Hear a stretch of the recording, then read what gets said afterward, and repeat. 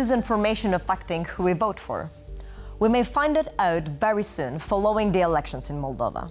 Good evening, my name is Maja Mazurkiewicz, and welcome to the Anatomy of Disinformation. Russia's interference in Eastern Europe grows stronger every year. Moscow's army of bots and trolls is getting increasingly aggressive. No matter if you live in Moldova or the Balkans, the tactics are similar, as is the goal, to expand the Russian sphere of influence. Moldova is reaching the end of a long electoral cycle. Last year, pro-European parties won by a hair. It soon proved to be a testing ground for many tactics used later in EU countries. Maia Sandu, the president of the country, recently accused Russia of conducting a hybrid war against Moldova through disinformation. We'll talk about that with our first guest. Eugen Murawski, associate expert, Watchdog Moldova, a former journalist with Moldova.org and Radio Free Europe, an expert with Watchdog.md, a think tank specialized in monitoring and fighting Russian propaganda, focuses on debunking Russian narratives on energy issues and EU integration, a civic campaigner with Citizens for Europe during the 2024 Moldovan referendum on EU integration. Evgen, welcome, and thank you so much for joining us straight from Chisinau, Moldova.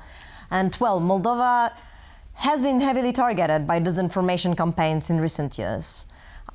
It's been a testing ground for different influence operations also in the European Union. How does the situation look now? Yes, Moldova has been a target of Russian disinformation and influence operations for many years. Russia does not consider Moldova a sovereign country. It considers us part of its historical sphere of influence, so it does not treat us as an independent country. And it has always tried to influence public opinion and elections, and we are seeing this year again. Online disinformation, I would say, is even more aggressive than in previous years, because the government banned Russian TV. So if TV was their main propaganda platform, let's say maybe before the start of the full-scale invasion of Ukraine, now it's online disinformation. They're pouring a lot of money, a lot of resources, using politicians, using bots, using paid people to comment, using TikTok a lot. I think it's one of their most fertile grounds for disinformation. And they're very efficient. Unfortunately, they're very good at it. Maia Sandu warned in the EP that Russia is trying hard to interfere with the election results. I would say that compared to last year, when we had the presidential elections, last year they focused more on direct buying, which was, let's say, an innovation. They bribed people directly to vote for the pro-Russian parties. This year, because of police activity, it's more difficult to do this. So they're focusing on online disinformation. They're also not using only bots. They have actual people, real people from Moldova who get monthly wages, and they are trained to spread messages, to comment on various news, to post videos on TikTok, on Instagram, on Facebook, to use hashtags. They're working with influencers. They're using politicians to spread their messages. They're also using various Western fake websites or websites where you can publish anything you want for a certain sum of money. And then their messages posted on these Western websites get redistributed back in Moldova. But now they seem more credible because allegedly it's the Western media which is not under Russia's control. So they use this kind of tactics to gain more credibility. But one of the main things I say, the actual use of actual people, of actual networks of people, and not only bots. Because we as Watchdog, as an organization, we monitor online disinformation. And we map their bot networks and we report them to the platforms, to Meta, to TikTok, to Google. And sometimes these networks get taken offline. And this is why they use real people, because it's more difficult to to close the accounts of real people or of influencers, which are, actual content creators. But exactly, what you're saying is nothing new. I mean, perhaps on the scale, but in Georgia, that was also a tactic that's been used, right? Is there anything that Moldovan government did, and is it now easier to close those attacks, or is it an information that you are spreading and the citizens are aware of it? I would say that right now the government is perhaps in better communication with civil society. We work together, we give them our reports, and then we try to get to the social media platforms. A couple of years ago, it was very difficult for us, an NGO from Chisinau. We sent these reports to social media platforms, but they got nowhere. But now we found partners in Romania, other organizations in the European Union. We work with the government. So this kind of, let's say, team effort works better to take off some of their networks. But again, they're very good at it. We take down some accounts, they create others. One of our colleagues found close to 2,000 dormant pages on standby, created on the same day using the same keywords, but which were not yet active. Pages with 0 posts, with 0 ads, pages that they will use once the current ones get blocked or deleted. Then they have this reserve of pages on standby that they're gonna try to use again. So, it's a never-ending battle. I would like to say that there is a battle that we will win, and then Russian propaganda will be over, but they will always fight back. So this is truly a never-ending war. From your perspective, what kind of tools or support is needed from the government of Moldova? Well, obviously, we would like social media platforms to be more responsive to our requests, to our reports. To be more proactive in applying their own rules. Because very often, why do these networks get taken down? We monitor, we find that they break the rules, and then we have to report this to the social media platforms. We're doing the job that Facebook and TikTok should be doing by themselves. Because they pour these accounts that we monitor, they pour a lot of money from unspecified sources into political ads, which are not even flagged as political ads.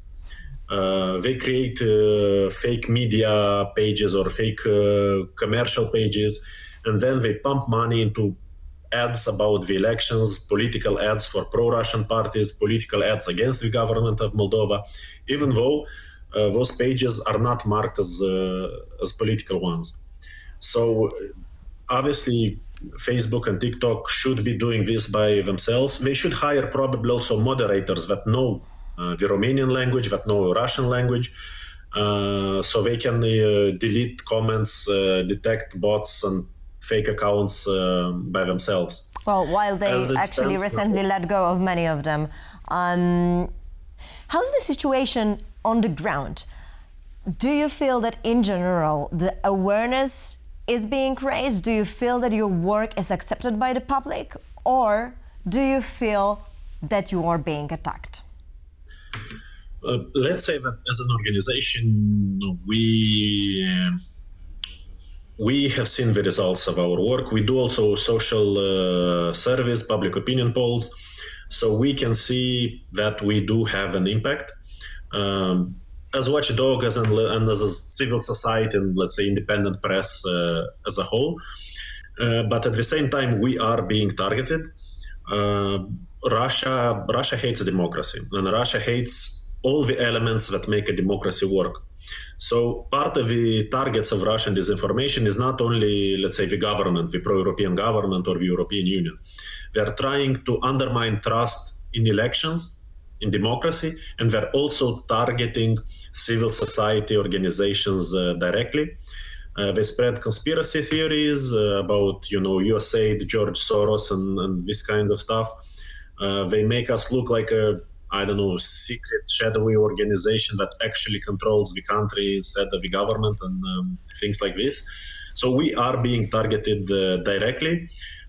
even by name, our experts, are being vilified on Telegram channels, on TikTok channels.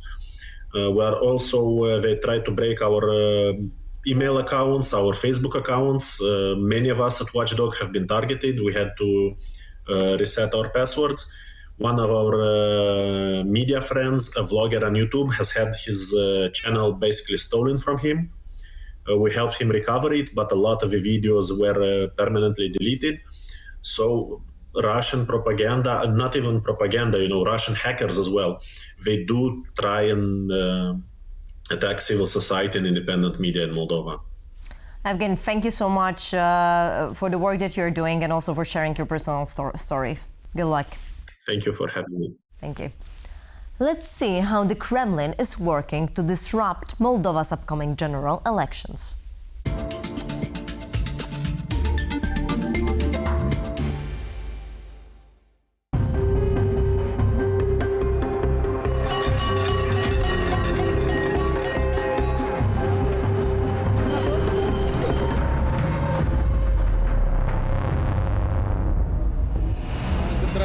On September 1st, the first day of school in Moldova, some schools put out leaflets on LGBT issues. The printable files came from what appeared to be Moldova's Ministry of Education, Culture and Research. But this wasn't a message from a government ministry. It was sent by Russian disinformation operatives. In Moldova, supporting LGBTQ+ rights is synonymous with being anti-Russian. Opposition to sexual orientation-based discrimination is a Western value, one that Russia portrays as a deviance. In the case of Russia, it's all about narratives. So you create this anti-LGBTI plus general narrative and you connect it with the public order, the danger of Western capitalism, and the danger to the public morals and public order. But Russian influence doesn't stop with anti-gay bigotry.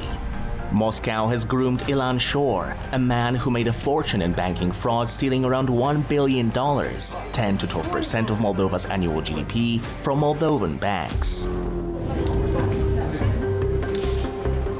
In the lead-up to the critical October 2024 referendum on adding EU aspirations to Moldova's constitution, Shor set up shop in Moscow under the auspices of Russia's FSB intelligence agency to coordinate a sweeping vote-buying campaign in Moldova. The campaign ultimately failed, but only narrowly. Никогда никто из них.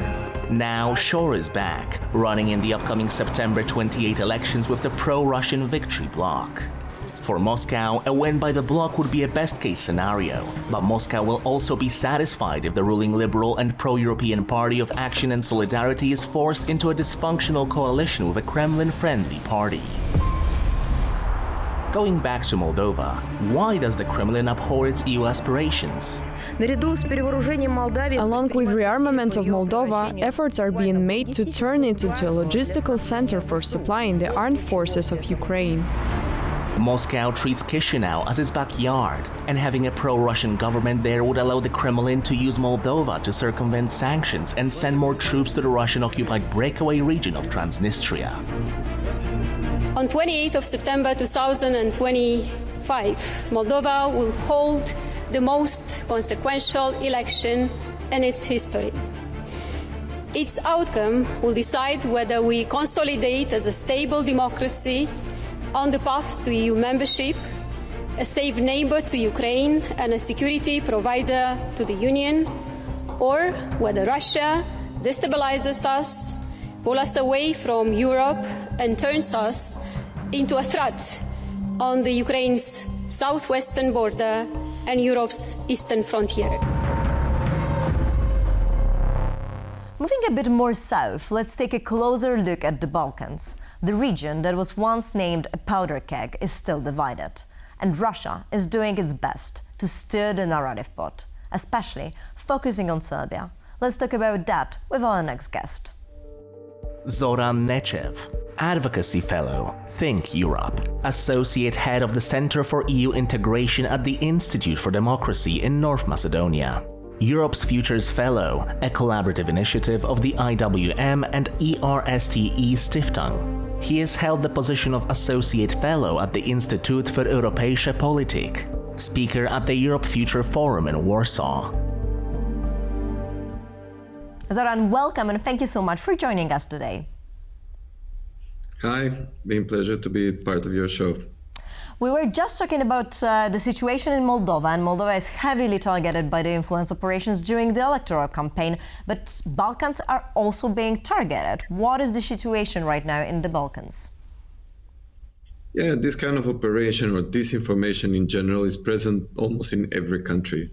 So it's neither a new phenomena nor a new tool for manipulation. So the thing is that these new technologies have made disinformation campaigns far more accessible, far more reaching instrument of deliberately, producing false or misleading information, which are created to deceive and cause harm.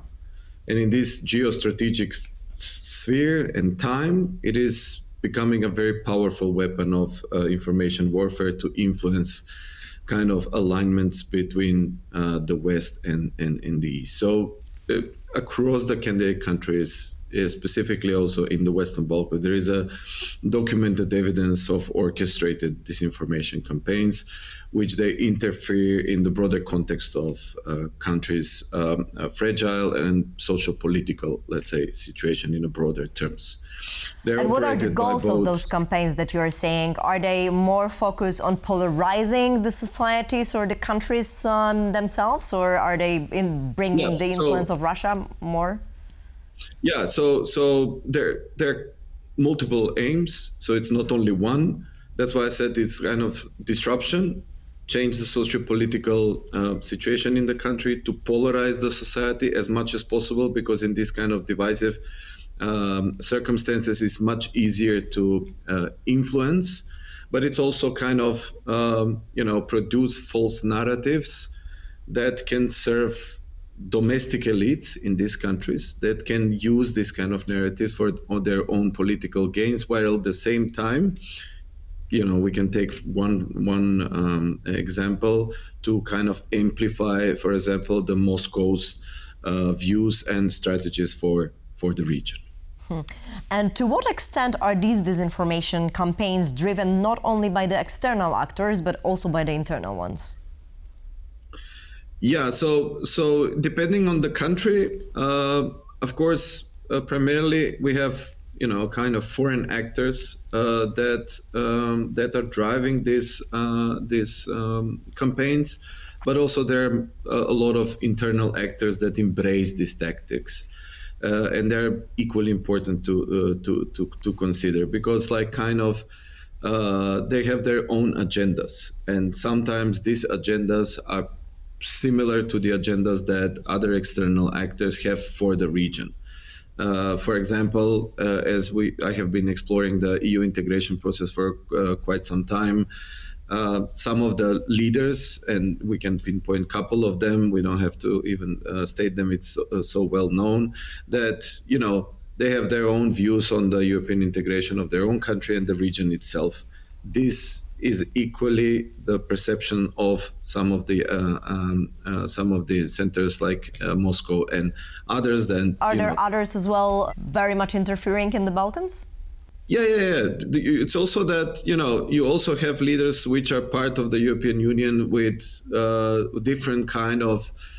They are for these countries to become members of the European Union, but at the same time, a European Union that is different from the one that we know now. A different kind of union, a different kind of family that we need to become part of, because they see if the moment that we enter that they will have even more kind of players in which they can impose their own vision of the EU itself.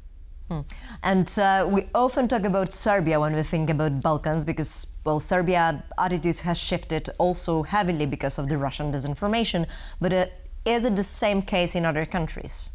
Well, Bosnia is also an example, but also not, because of the specificities of Bosnia, it's not the entire Bosnia, but it's just part of it. That's Republika Srpska, because the idea of really, kind of segregating Bosnia. But we have been saying, Serbia is a prime example, but we have been saying that, as much as we can do on disinformation, there is a lot that we can do actually of integrating this country in the EU. And that will be the best way how we can counter the negative rhetorics or tactics which are coming from centers which are against the Europeanization of the region. So the best way also to counter the narrative is actually working on the European integration of these countries in the European Union. And what countermeasures are these countries taking to mitigate the threats? So there are a variety of measures how it can be done. One is work with civil society, independent media, when you can actually regulate, and especially regulate the ones which are in the online sphere, where there is a lot of kind of gray zones in who does what and how. Are there specific regulations already in the Balkans?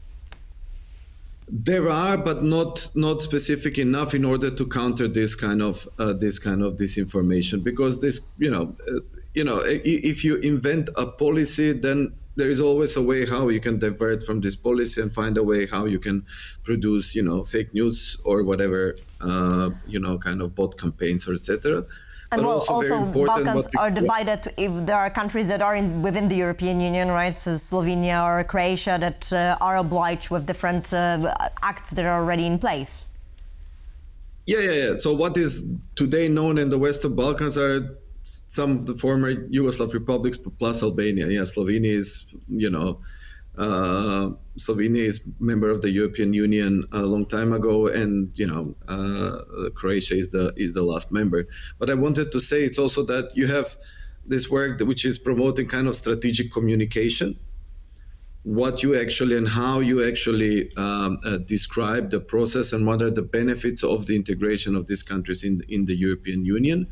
But all of this is mostly aimed at how we should that we are functioning in a normal situation.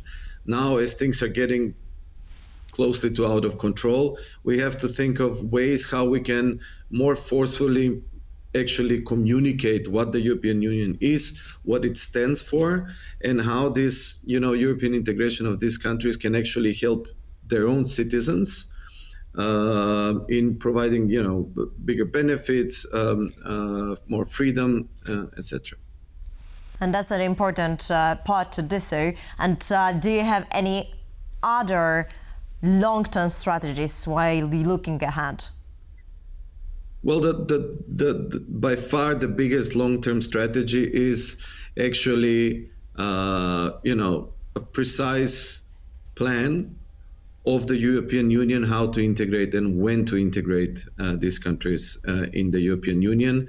Today we are discussing the multi-annual financial framework, and if we look at put your money where your mouth is. So if we are so forcefully talking about integrating these countries in the EU, then the EU should allocate money for new member states, and that will be actually the signal that we want you in. And that's maybe the best way to counter this negative, or let's say to counter this disinformation that, the EU doesn't want us, we will never become part of the European Union, and likes.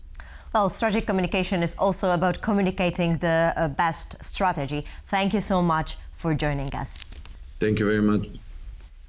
Let's see how we can protect ourselves from election disinformation. Verify information and read trusted sources. Be skeptical of emotional appeals. Recognize red flags by keeping in mind common disinformation tactics. By staying informed, critical and cautious, you can shield yourself from the damaging effects of election-related disinformation. Stay vigilant to make your choice without other actors' interference. Democracy requires informed citizens, and part of protecting it involves building awareness of various threats. Currently, disinformation is one of the most prominent. So the next time a politically charged post on social media makes your heart race, remember to keep calm and think deeply.